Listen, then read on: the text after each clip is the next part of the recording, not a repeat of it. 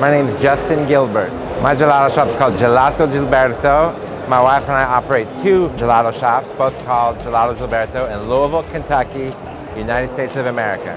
We love Italian culture, and I learned about gelato while enjoying Italy and Italian culture, and it gives something unique to our American customers.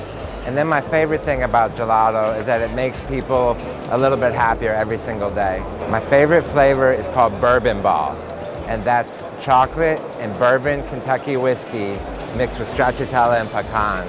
And I love it because it's the best of a United States idea combined with Italian gelato. It changed our life in that it gave us the ability to make gelato from scratch using the hot process method. Therefore, we can offer artisanal gelato to our customers in the United States. Future projects.